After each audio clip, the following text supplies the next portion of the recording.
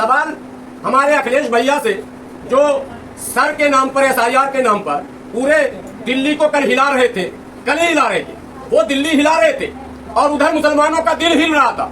Samajwadi party के प्रदेश अध्यक्ष को फतेहपुर के लोगों ने, जिम्मेदारों ने फोन किया, जवाब नहीं मिला। जिला अध्यक्ष और जिला के दूसरे नेताओं से संपर्क किया गया।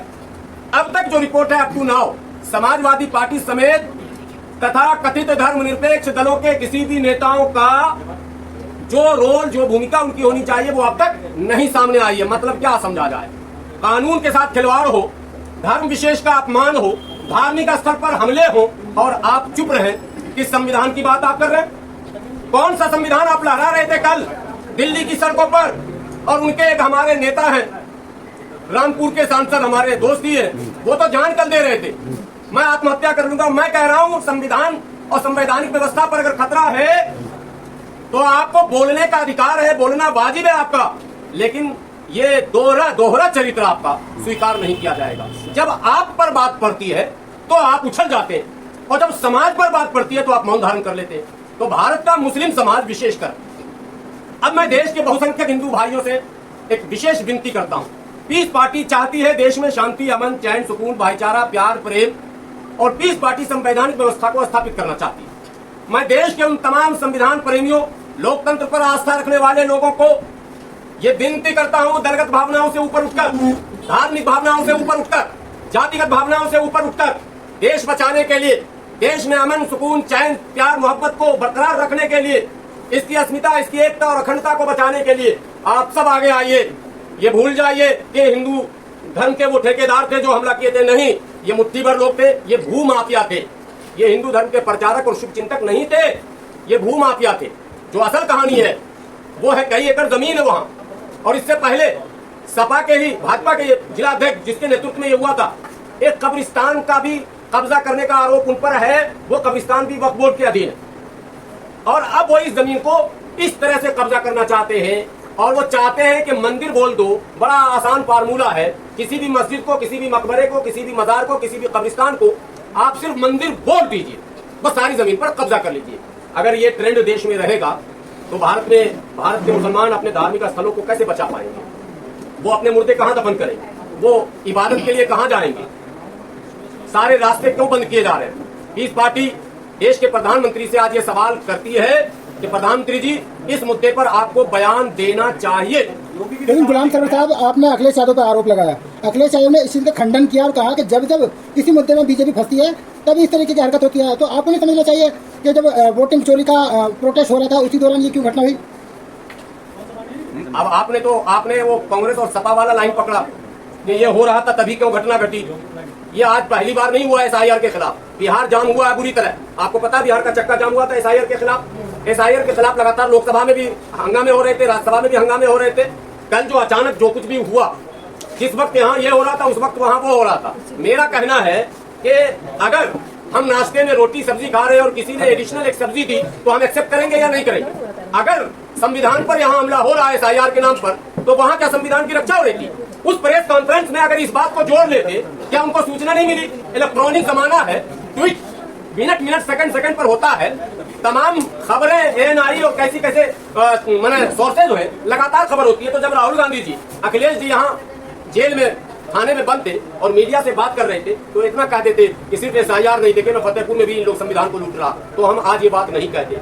हमें शिकायत यह है, फतेहपुर मकबरा विवाद में फंसे सपा नेता पप्पू सिंह चौहान को पार्टी ने किया निष्कासित। ये अभी खबर आई है। देखिए खबर कितना फास्ट होता है। अभी आपकी बात पहुंच गई। हाँ, ये अभी फौरन खबर मिली हमको कि निष्कासन किया गया। इसका मतलब थे। अब मेरा सवाल है कि समाजवादी पार्टी इस मुद्दे पर, फतेहपुर के इस गंभीर मुद्दे पर क्या कदम उठाएगी?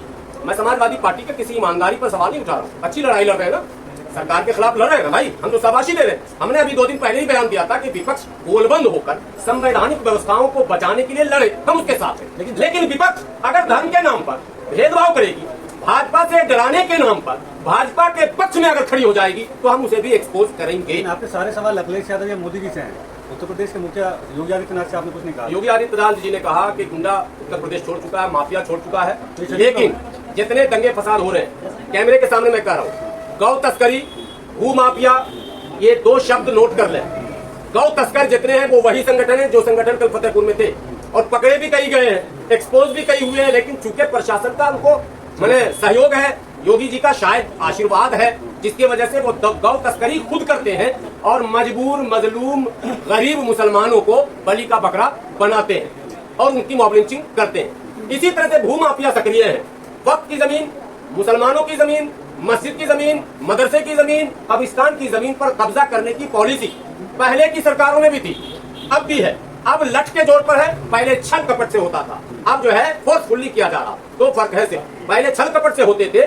मेरे पास एविडेंस है, बिहार में आरजेडी के विधायक, बख्तियारपुर के विधायक, बख्तियारपुर विधानसभा पटना का विधानसभा पटना जिला का है, उसके विधायक अनिरुद्ध यादव उर्फ मुखिया, वो कब्रिस्तान की बहुत बड़ी भूमि कब्जा किए बैठा।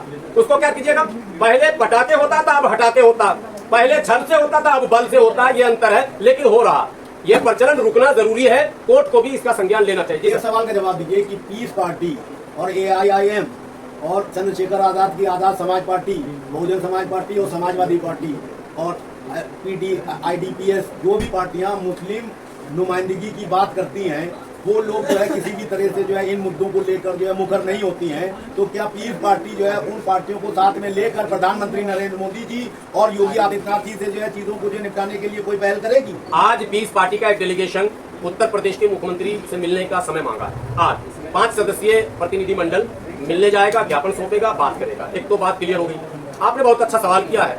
माननीय चंद्रशेखर आजाद जी जो नगीना के माननीय सांसद हैं, तमाम मुद्दों पर हल्ला हंगामा रैली सब करते हैं। मैं उनसे भी विनती करता हूं कि इस मुद्दे पर वो हस्तक्षेप करें। अगर इस पर वो चुप रहते हैं तो जो शिकायत अभी सपा से हमारी है वो उनसे भी हो जाएगी। एक बात, माननीय बहन जी बहुजन समाज पार्टी जो संविधान की दुहाई भी देती है, संवैधानिक व्यवस्थाओं की प्रबल समर्थक भी रही है, मैं उनसे भी विनती करता हूं कि वो बसपा की तरफ से एक अधिकृत प्रतिनिधि मंडल वहां भेजें, घटनास्थल का वो जायजा ले, सच्चाई को जाने, फैक्ट फाइंडिंग की रिपोर्ट बहन जी को पेश करें और बहन जी उस पर प्रेस कॉन्फ्रेंस करके सरकार को घेरें। यदि वो भी ऐसा नहीं करती है तो उन्हें भी हम सो कॉल्ड सेकुलर कहकर मैंने संबोधित करेंगे। इसमें हम कहीं पीछे हटने वाले नहीं हैं। MIM के ऊपर आप बोल नहीं सकते क्योंकि असदुद्दीन ओवैसी ऐसे मुद्दों पर फौरन रिएक्ट कर ही देते हैं। मुझे लगता है इस पर उनका रिएक्शन आ चुका। अब रही बात के ओवैसी साहब के पूरे पॉलिटिकल हिस्ट्री में काफला लेकर जाने और दल बल से कहीं पहुंचकर घटनास्थल पर जाने का ये रिवाज अभी नहीं दिखा। आज तक ओवैसी साहब ऐसा नहीं किए, लेकिन उनके टीम के लोग क्या जाएंगे मैं प्रतीक्षा कर रहा हूं। लेकिन रिएक्शन की बात जहां तक है तो बैरिस्टर असदुद्दीन ओवैसी साहब का रिएक्शन इमीडिएट ऐसे मामलों पर आता है। इसलिए मुझे लगता है कि उन पर हम कुछ कह नहीं सकते। आपने बिहार चुनाव को इससे जोड़ा, ये आज बिहार चुनाव को लेकर हमारी पीड़ा नहीं है सर, हमारी पीड़ा भारत के भविष्य को लेकर है। हमारी पीड़ा भारत के उस उज्जवल भविष्य को लेकर है जो धुंधला सा दिखने लग जाता है ऐसी हरकतों से। वो हुजूम जो 6 दिसंबर 1992 को अयोध्या की बाबरी मस्जिद पर दिखा था, जो दृश्य दिखा था, उसकी पुनरावृत्ति कल हो रही थी। सिर्फ तादाद कम था, अंदाज वही था, लश्कर वही था, झंडा वही था, सब कुछ वही था, नारे भी वही थे। इसलिए वो दोबारा इस देश में वैसी घटना न घटे, इसके लिए माननीय बैरिस्टर असदुद्दीन ओवैसी साहब से भी मेरी गुजारिश है। हम अपने नेता माननीय डॉक्टर अयूब साहब से भी गुजारिश कर रहे हैं। बात भी हमारी हो रही है, कल भी बात हुई है, आज भी हमारी बात हुई है।